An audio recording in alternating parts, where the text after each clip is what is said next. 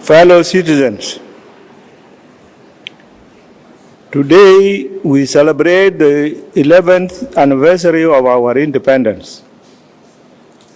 July 9th is an important day in our calendar. It is the day we celebrate the fulfillment of our long-held aspirations to be an independent country. It is also the day we remember the people we lost in our painful journey to statehood. On this day,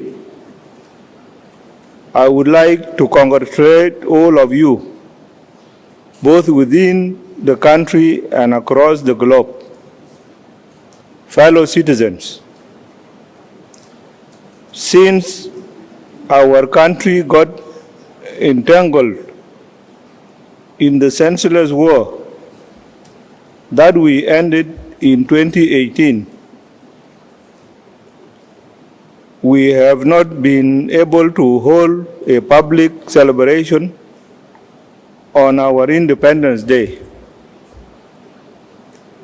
This is mainly due to our induced economic crisis, as well as the coronavirus pandemic.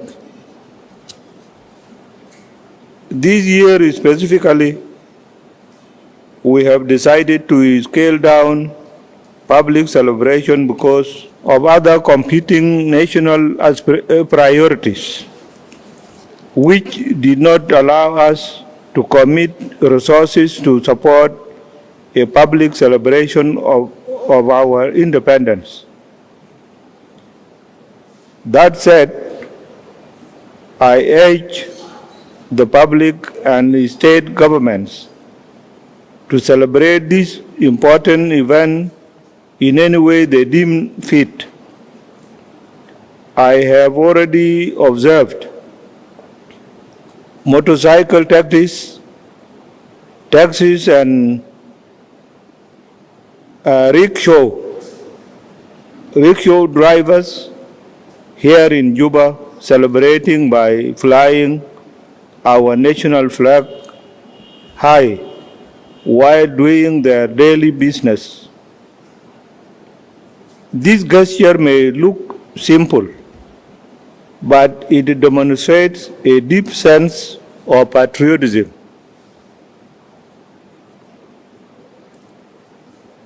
The lagging economic difficulties responsible for this scaled down celebration will not remain with us for a long time. We will work collectively to find a permanent solution that will address it once and for all. We have already started this process. I have directed the Ministry of Finance and Planning to pay all the salary arrears owed to public servants, a task they are about to accomplish at the moment.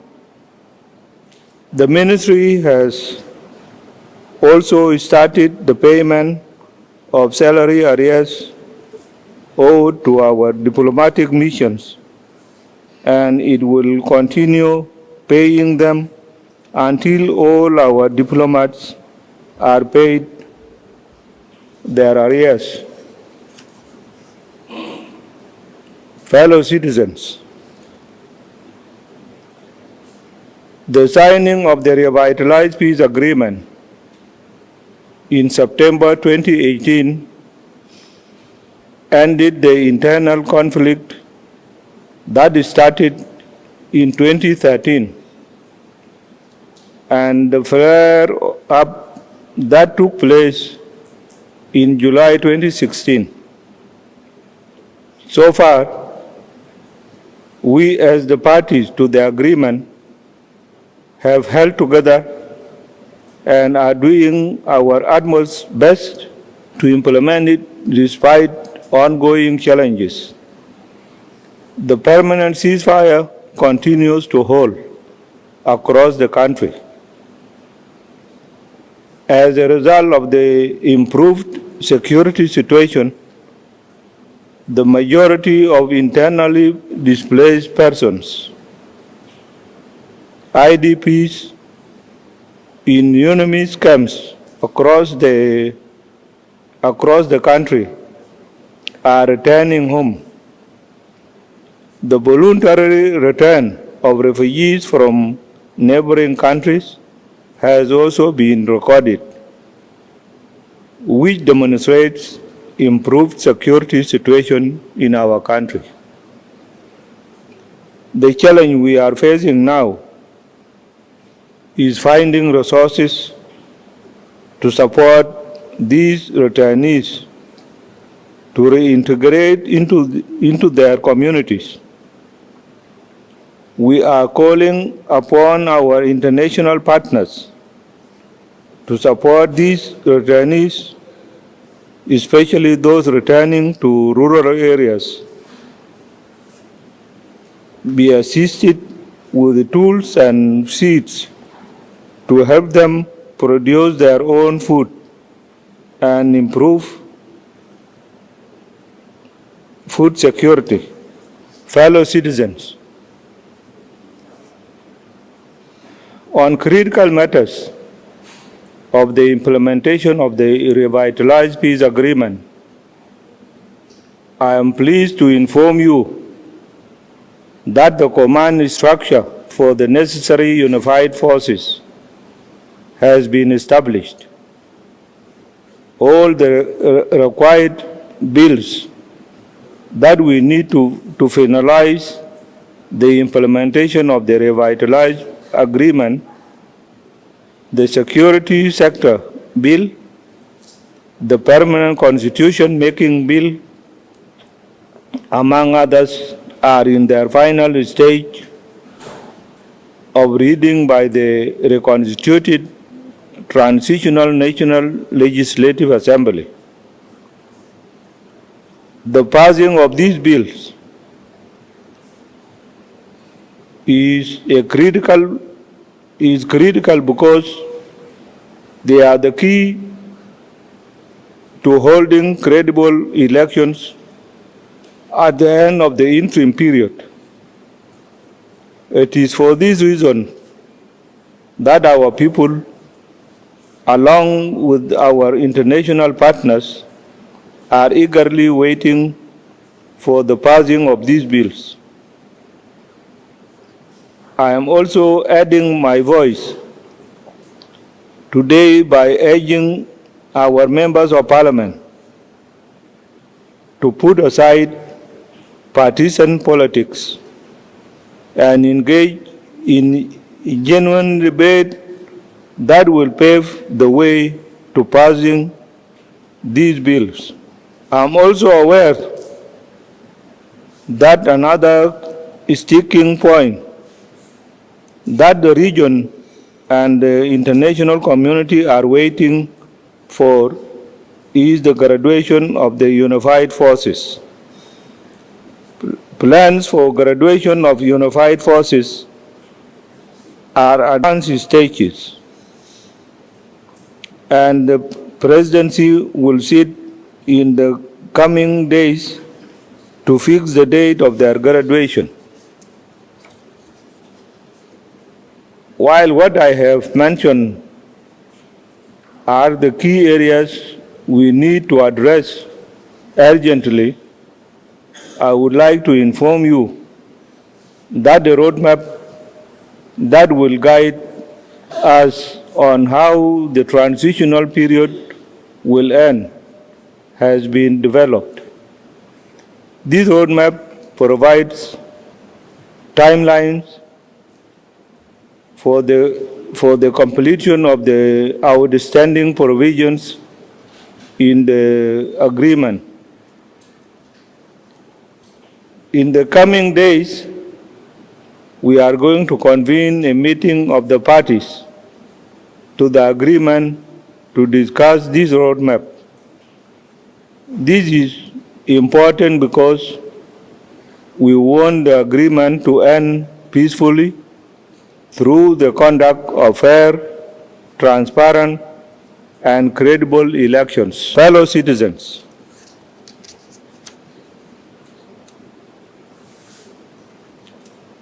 we are concerned by the decision taken by our partners to scale down their support to the monitoring mechanisms. That is, the reconstituted Joint Monitoring and Evaluation Commission, RGMEC, and the ceasefire and the transitional security arrangement mechanism and verification mechanism, monitoring and verification mechanism, CITESM MVM. These bodies are vital in providing oversight on the issues arising from the implementation of the revitalized peace agreement. Given the vital roles played by these institutions, I am adding my voice to that of IGAD in calling upon our partners to reconsider their decision and provide the necessary funds that will enable these institutions to carry out their functions. Fellow citizens,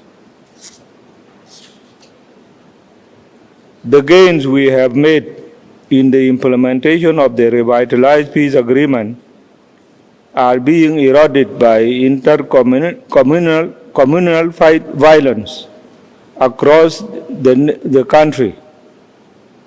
We have lost many lives in Western Equatoria, Eastern Equatoria, Central Equatoria, Warabi states, to mention a few, in the intercommunal violence. Even more disheartening is the recent violence in Tony North, where many military personnel, including several senior officers, lost their lives at the hands of our own civilian population. These soldiers died at the hand of those they have sworn to protect.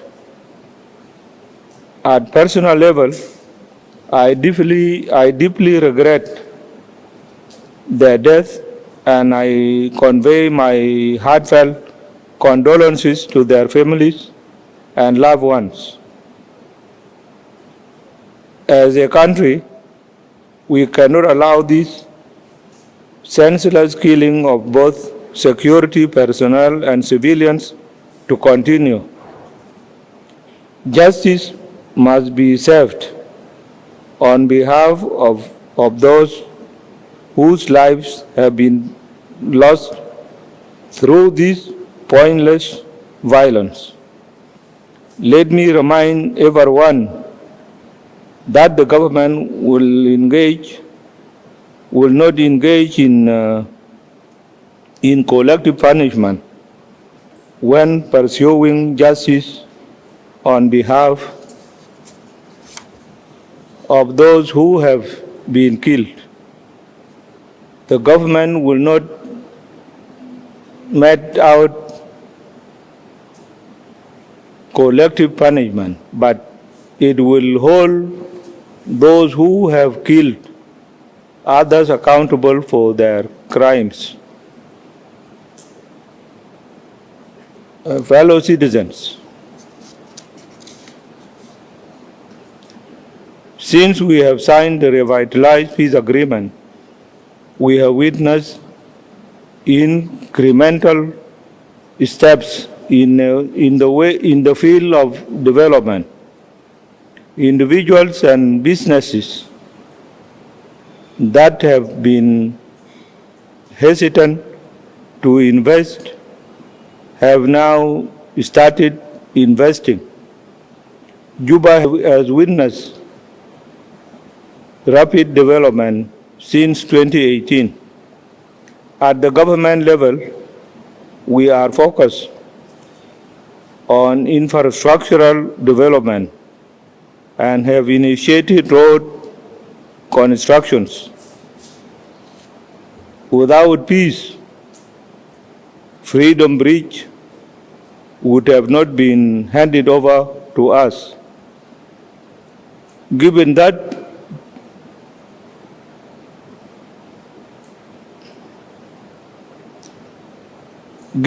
peace and development go hand in hand, I am humbly calling upon each and every one in this country, irrespective of their political affiliation, to work in support of peace in our country.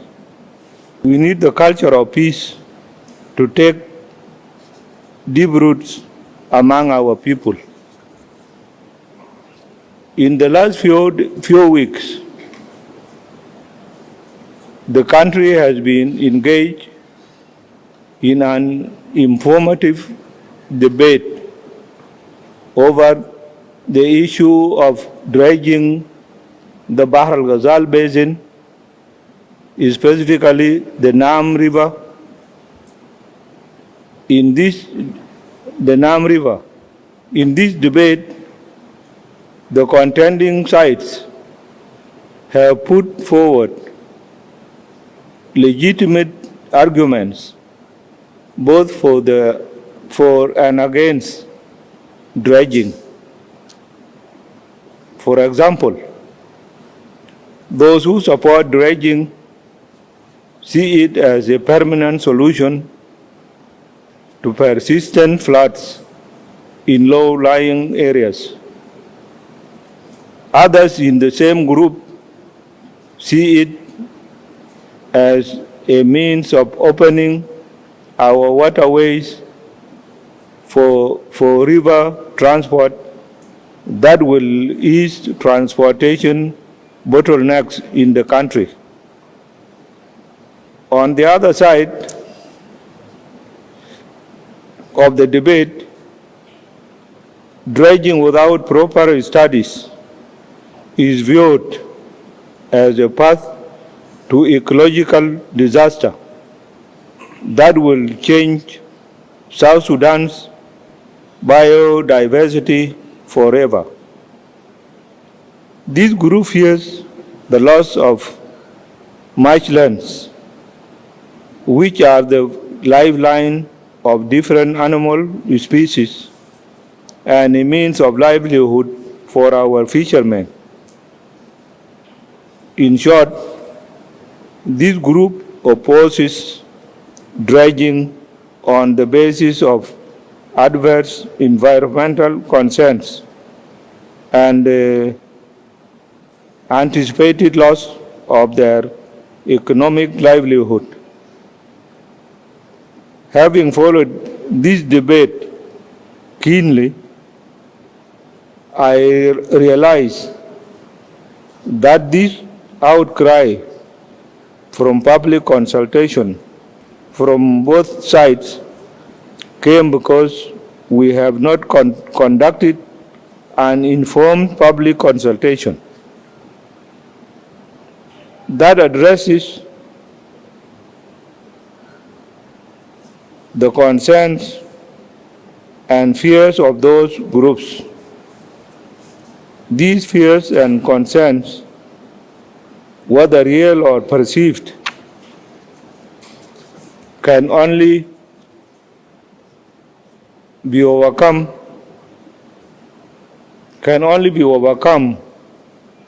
through public consultation and the conduct of credible scientific studies of the impact of dredging on the surrounding communities and the Sud ecosystem. It is only after we have done this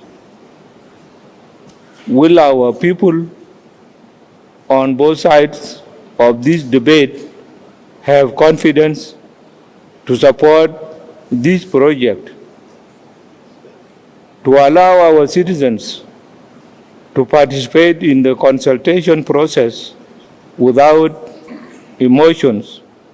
I am today freezing any plan dredging activities in the Sud region until credible, professional, evidence-based studies are carried out on the impact of dredging both on the surrounding communities and their ecosystem.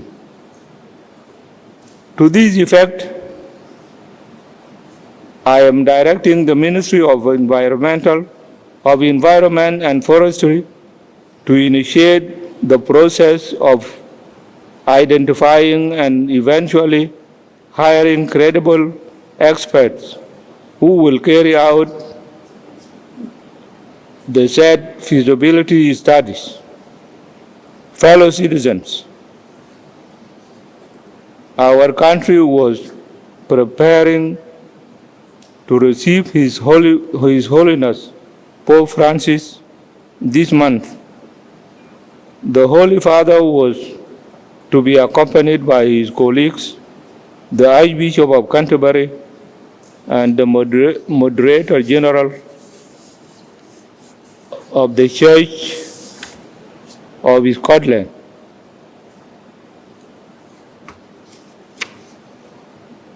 On his historic apostolic journey to our country. However, on advice of his medical staff, the Pope had to postpone his trip on medical grounds. Since we are still eagerly waiting to receive him in South Sudan, let us all pray for his quick recovery in order for him to fulfill his planned apostolic journey to our country. In a show of genuine commitment to South Sudan, His Holiness Son Cardinal Pietro Parolin, the Vatican Secretary of State, who arrived on July 5th to deliver the Pope's greetings and convey his wish to visit South Sudan as soon as he recovers.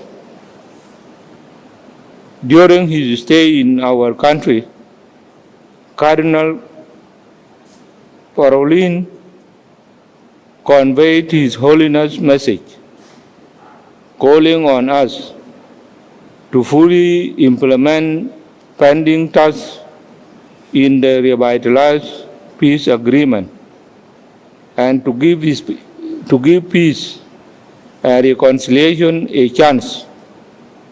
On my part, I commit